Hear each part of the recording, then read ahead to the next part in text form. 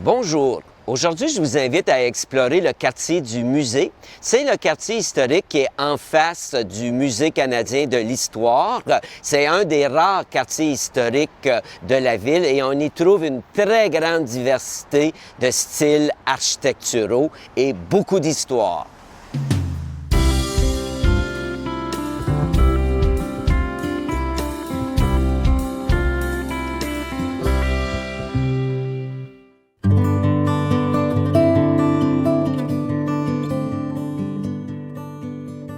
Le quartier du Musée doit son nom au Musée canadien de l'histoire. Les origines du quartier remontent dans la première moitié du 19e siècle. À l'origine, on est sur les terres de Philemon Wright, le fondateur du canton de Hull et ses descendants. En 1846, les Parobla vont établir une première chapelle et dans les années 1860, on va construire une vraie église et en 1871, on va établir la paroisse Notre-Dame de Grâce. C'est pas un quartier qui est très peuplé. On sait au recensement, en fait, en 1884-1885, il y a 1138 résidents. Il y a une catastrophe qui va s'abattre sur le quartier du marché. À l'époque, on l'appelait le quartier du marché. C'est le feu du 5 juin 1888. C'est un conseiller municipal qui entre à l'hôtel de ville et qui lance son cigare à la porte. Et comme il y avait un marché, il y avait beaucoup de paille, il y avait beaucoup de foin. Alors le feu va embraser l'hôtel de ville et ensuite tout le quartier. En fait, on parle de hôtel de ville jusqu'au boulevard des Allumetières d'aujourd'hui et du boulevard Maisonneuve à la rue Laurier. Quelques maisons vont échapper aux flammes, mais on va reconstruire très rapidement et dès 1900, on compte plus de 2100 habitants dans le quartier. C'est un miracle aussi que le feu ait échappé au grand feu de 1900, puisque le feu va s'arrêter à l'église Notre-Dame. Les gens ont sans doute crié au miracle. C'est un quartier aussi qui va échapper aux grandes expropriations de la fin des années 60 et début des années 70. En 1968, il y a l'élection d'un gouvernement libéral de Pierre Elliott Trudeau qui avait promis que 25 des emplois seraient du côté québécois, puisque à l'époque, 25 de la population de la Confédération canadienne vit au Québec. On a dû, à cette époque-là, exproprier 5000 personnes et démolir près de 1000 bâtiments. Mais heureusement, les démolitions, encore une fois, se sont arrêtées aux portes du quartier du musée. Alors, on peut dire que ce quartier-là a été très chanceux puisqu'il a échappé à 2 reprises à la destruction. Le quartier du musée est différent de beaucoup d'autres quartiers dans le Vieux-Hull, puisque Hull était une ville essentiellement industrielle, ouvrière.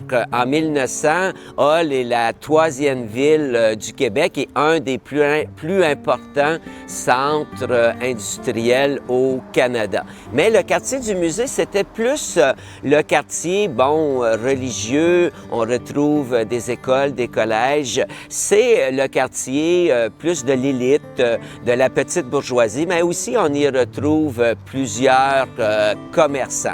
Ce qui est très intéressant aussi, l'historienne Michèle Guittard a démontré que 1/3 des propriétés appartenaient à des femmes. Alors ça, c'est assez exceptionnel et on sait que ce n'était pas comme ça ailleurs. Les propriétaires, les résidents du quartier du musée se sont fait construire de très belles maisons à la fin du 19e siècle et au début du 20e siècle. Et ce qui est intéressant dans le quartier du musée, c'est qu'on a tous les styles architecturaux.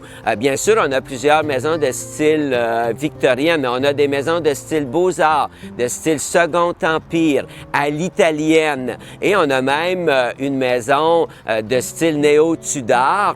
C'est la maison de Jean-Serge Lefort, qui était un architecte ottavien très connu, qui a fait beaucoup de bâtiments à l'Université d'Ottawa, entre autres, et qui a construit cette magnifique maison qui est derrière moi, mais qui l'a habité aussi à une certaine époque. Moi, mon coup de cœur dans le quartier, c'est la maison Joseph Bourque. C'est une magnifique maison de style Second Empire qui a été construite tout de suite après le grand feu du marché en 1888. Et c'est une maison qui a gardé tous ses caractéristiques. Il faut savoir que M. Bourque est un entrepreneur. Il est venu ici dans la région pour construire l'église Notre-Dame et le presbytère Notre-Dame après le feu de 1888. Il a construit plusieurs maisons dans le quartier, dont la maison Alexandre Taché. Alors, comme entrepreneur, il se devait de construire une belle maison, parce que s'il avait construit une maison qui n'était pas très belle, les gens auraient dit, mais il n'a même pas été capable de se construire une belle maison pour lui-même. Pourquoi est-ce que je lui confierais la construction de ma maison? Même l'intérieur est exceptionnel avec des moulures, un escalier, des beaux vitraux. Alors, c'est vraiment une maison très exceptionnelle, la maison de M. Joseph Bourque.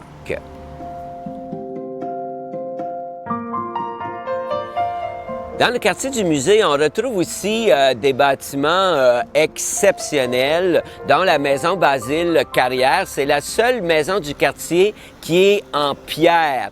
Et c'était aussi, à une époque, un magasin général, une quincaillerie. Mais il ne faudrait pas oublier dans le quartier le patrimoine religieux. Malheureusement, l'église Notre-Dame a été incendiée en 1971 et démolie en 1972, mais heureusement, on a préservé le magnifique presbytère en pierre de style néo-roman et Second Empire. Il ne faudrait pas oublier non plus le collège Notre-Dame, qui était l'ancienne école normale à partir de 1909 et en 1968, c'est devenu l'école secondaire Notre-Dame. C'est quand même une école secondaire qui accueille 800 filles. Alors, c'est un magnifique bâtiment également en pierre calcaire. Un dernier bâtiment à souligner, l'Académie, l'ancienne Académie Sainte-Marie, qui a toujours été, en fait, jusqu'à récemment, une institution d'éducation. Ce bâtiment-là est exceptionnel parce qu'il a échappé au feu de 1900, mais il a accueilli au fil des ans le primaire, le secondaire, le cégep et l'universitaire. Alors, il y a peu de bâtiments comme ça qui ont connu une vocation aussi longue au fil des ans. Au début des années 2000, il y a eu des consultations publiques sur l'avenir de ce quartier-là. En 2009, on a adopté un schéma d'aménagement, un plan particulier d'urbanisme qui prévoyait la création d'un site du patrimoine et un zonage qui prévoit des bâtiments pas plus de 3 étages. En 2016, la Société d'histoire de l'Outaouais a appuyé une demande de création d'un site du patrimoine des résidents du quartier du musée et de l'Association des résidents de Hall. En 2018, le Comité consultatif d'urbanisme et le service d'urbanisme de la ville de Gatineau a recommandé la création d'un site du patrimoine pour une partie du quartier du musée. Alors, une partie de Laurier, Notre-Dame-de-L'Île, Champlain essentiellement, la rue Bruyère. Alors, au moment où on se parle, on est en attente de la création de ce site du patrimoine afin de protéger ce quartier unique à une valeur exceptionnelle pour les générations à venir. Un des résidents les plus célèbres du quartier était Alexandre Taché. Il a été membre du Parti de l'Union nationale pendant très longtemps. Il a été président de la Chambre, en fait aujourd'hui l'Assemblée nationale, pendant une dizaine d'années. Et ensuite, il est devenu juge. Maurice Duplessis, qui était le premier ministre du Québec à la période de l'Union nationale, lorsqu'il venait à Hull, n'allait pas à l'hôtel. Il préférait venir habiter chez son ami Alexandre Taché, qui avait une des plus belles maisons du quartier, construite en 1909-1910 de style italianisant. Alors, il logeait au deuxième étage de la magnifique maison. Alors, on peut penser que lorsque Maurice Duplessis venait dans le quartier, qu'il y avait beaucoup de va-et-vient devant la maison derrière chez moi, puisque les résidents du quartier du musée étaient très contents d'accueillir, de recevoir le premier ministre du Québec, qui à l'époque était un personnage qui occupait beaucoup de place et que les gens aimaient bien accueillir, aimaient bien rencontrer. Mère Bruyère, qui est la fondatrice des Sœurs de la Charité d'Ottawa, est la femme la plus connue de Bytown. En fait, on a peu de femmes qui ont marqué l'histoire de la région au 19e siècle, mais il y a une grande exception, Mère Élisabeth Bruyère. Et c'est les Sœurs de la Charité qui ont fondé le Collège Notre-Dame. C'est elles qui dirigeaient l'école normale et c'est pour ça que la toponymie du quartier lui rend hommage. En fait, lors de la fusion, il y avait deux rues Élisabeth Bruyère, mais les gens de Gatineau tenaient à ce nom-là. C'est pour ça qu'à Gatineau, on a la rue Élisabeth Bruyère et la rue Bruyère.